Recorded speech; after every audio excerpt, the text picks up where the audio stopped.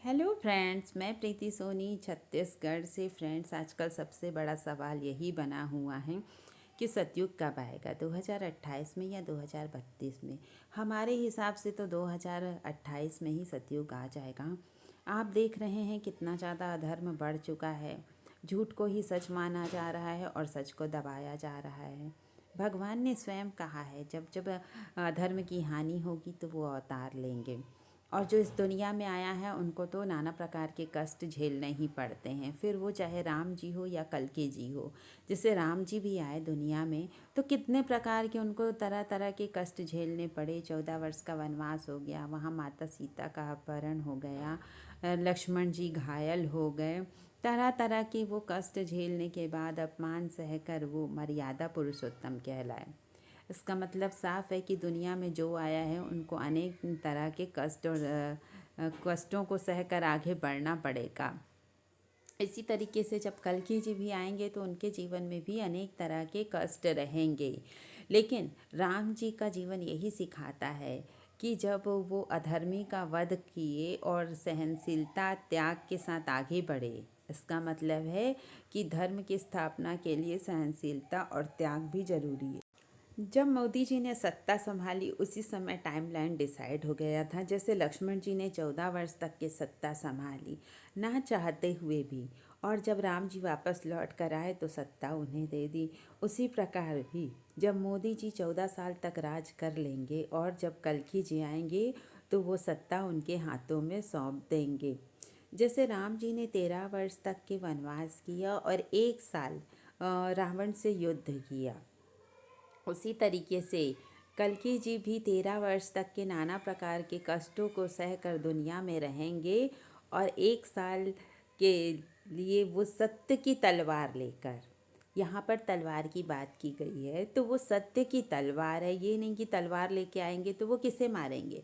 हमने पहले भी कहा है कि जो कलयुग है, कली पुरुष जिसे कहा जाता है कि कलयुग का राक्षस, वो हमारे मन में निवास करता है। अब उसको तलवार से तो नहीं मार सकेंगे, तो वो तलवार क्या होगी? वो तलवार होगी सत्य की तलवार, जिससे वो कली पुरुष का वध करेंगे।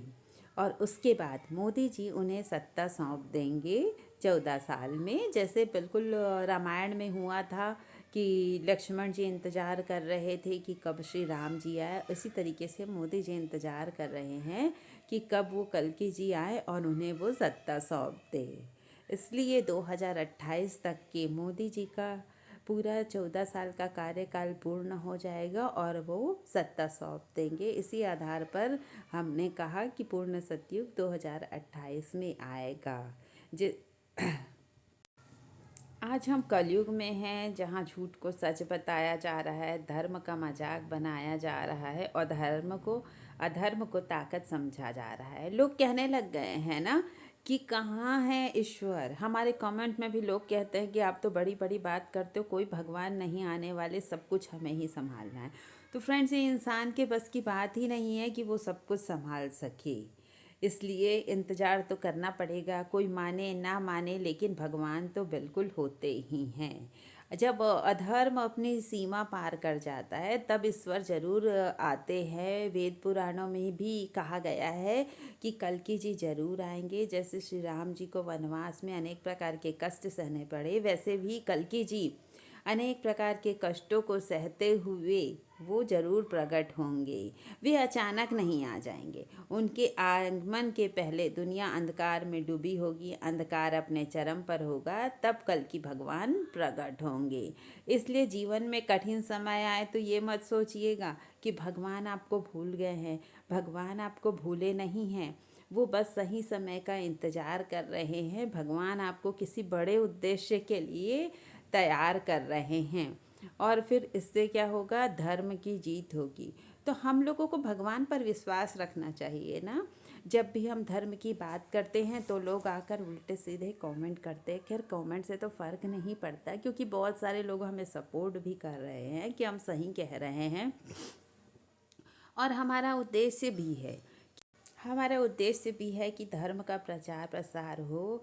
और दुखी तो सब कोई है। देखो, आज की लाइफ में कोई भी एक ऐसा इंसान नहीं मिलेगा जिसके पास दुख नहीं है, जो मानसिक रूप से परेशान नहीं है।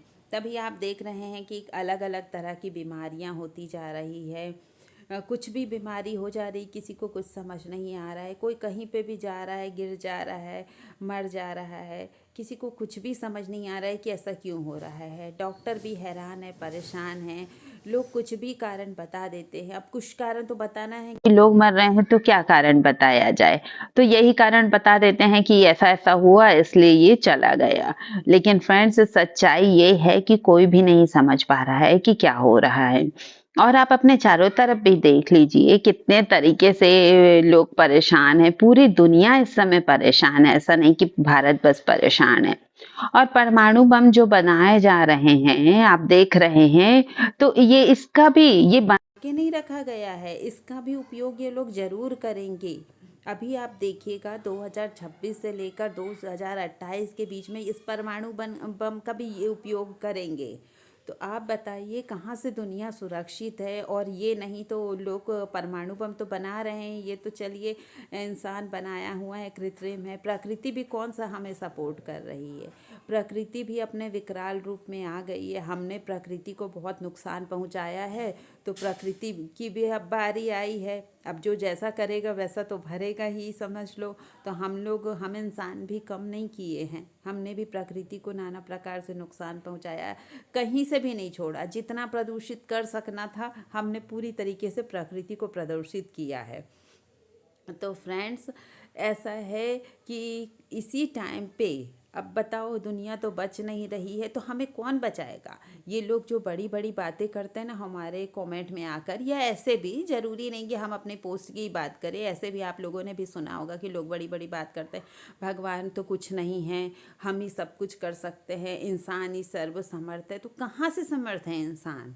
इंसान तो कुछ कर ही नहीं सकता है, इंसान के हाथ में तो कुछ है भी नहीं। वो तो बस सिर्फ बड़ी बातें करता है, प्रकृति के सामने तो वो जरा भी नहीं ठहर सकता। जैसे जिसकी मौत आती है तो कितनी देर लगता है उसे मरने में, बस जरा सा समय, कुछ सेकंड लग रहे हैं।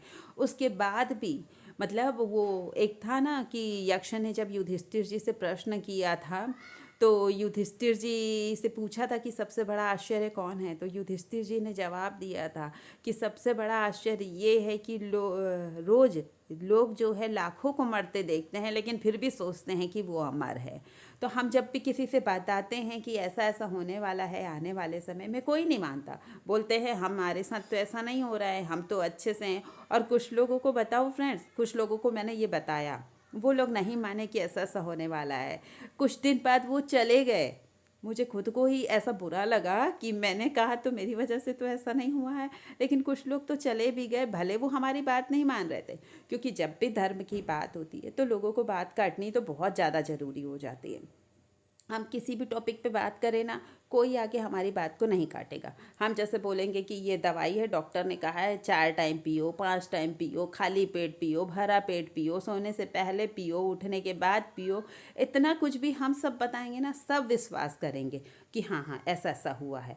हम बताएंगे पढ़ाई लिखाई में, अरे ऐसा ऐसा करने से, एक्स वाई करने से ये ऐसा हो जाता है, x plus x x square होता है, ये सब बताएंगे ना, सब आराम से मानेंगे कि हाँ बिल्कुल आप सही बोल रहे हो। मतलब हम दुनिया में किसी भी बारे में बात करें, लोग आपकी बात मान जाएंगे। लेकिन जैसे ही धर्म की बात होगी, तुरंत लोगों को ऑब्जेक्शन करना जरूरी है कि नहीं, ऐसा ऐसा कैसे हुआ, ऐसा तो हो ही नहीं सकता, ये तो बिल्कुल गलत बात है, आप ऐसा बोल रहे हो। फिर ये बात आ जाती है कि कृष्ण जी ने ऐसा किया वैसा किया, गणेश जी ने के साथ ऐसा हुआ, उनका गला काटा गया। तो फ्रेंड्स, सबसे बड़ी बात, सबसे पहली बात है कि हमें धर्म के मामले में अपना दिमाग नहीं लगाना चाहिए, क्योंकि हमारी छोटी सी बुद्धि, और वो भी माइक है, और भगवान क्या है, भगवान दिव्य है, तो हमारी माइक बुद्धि दिव्य तक कैसे पहुंच सकती है। तो जो बताया जाता है, जो हमारे शास्त्रों में लिखा गया है, उस पर विश्वास करना चाहिए। अपनी बुद्धि लगानी है तो सांसारिक काम में लगाओ ना। आप धर्म के बारे में, अध्यात्म के बारे में क्यों अपना दिमाग उटपटांग सा लगा रहे हो। जब नहीं जानते तो फिर उस पर छेड़छाड़ करने की ज़रूरत क्या है। एक तो कोई भी है जो धर्म की बातें करेगा, लेकिन उसे धर्म का बिल्कुल ज्ञान नहीं होगा। कोई कोई भी धार्मिक पुस्तक, कोई भी धर्म ग्रंथों से कोई भी बुक वो पढ़ेगा नहीं, ना कभी उसने सुना भी नहीं होगा, लेकिन हमारे हिंदू धर्म पे उसका बोलना बहुत ज़्यादा ज़रूरी हो जाता है। जैसे नहीं बोलेगा तो उसे कोई बीमारी ना हो जाए। तो फ्रेंड्स, जो विश्वास करते हैं हिंदू धर्म पे, सनातन धर्म पे, वो बिलीव करिए। जब आप बिलीव करेंगे तो लोगों को हो सकता है देखा देखी में होगा, और ठीक है, जो नहीं भी मान रहे हैं तो आने वाला समय उनको मनवाएगा। जैसे पहले भी लोग नहीं मान रहे थे तो कोरोना के टाइम पे माना कि भगवान कोई कुछ होते हैं, भगवान से बढ़कर कोई नहीं। कोरोना के टाइम पे कैसे सब वो कर रहे थे, जैसे प्रॉब्लम आती तो आप लोगों ने भी देखा होगा कि लोग कहते हैं भगवान बचा ले, भगवान मैंने ऐसा क्या किया जो मेरे साथ ऐसा होने लगा। तो उसी तरीके से आने वाला समय सबको बताएगा कि भगवान होते हैं, इंसान कुछ नहीं कर सकता सिर्फ बड़ी बड़ी बातों करने के अलावा। तो चलिए, अब अपनी बातों को ज़्यादा ना खींचते हुए मैं तो यही कहूँगी कि बस हमें कल्कि जी का इंतज़ार करना है और पूरे मन से भगवान का नाम लेना है, और हो सके तो पूरा समर्पित हो जाइए भगवान के प्रति। ये नहीं बोल रही हूँ, समर्पित होने का मतलब ये नहीं कि आप अपने काम काज छोड़ के बस भगवान का नाम लीजिए, काम करते रहिए, मन से भगवान का नाम लीजिए। मन ही सब कुछ है, मन से जो भगवान का नाम ले लिए वो सबसे बड़ी बात होती है। आप कुछ भी काम करिए, ज़रूरी नहीं कि आप पूजा पाठ करें, ध्यान करें बैठ के तभी भगवान का नाम ले तभी आपको फल मिलेगा, नहीं। आप कुछ भी करते हुए भगवान का नाम ले सकते हैं। तो चलिए फिर देखते हैं आगे समय में क्या होता है। जय श्री राम, जय कल्कि देव। Thank you friends.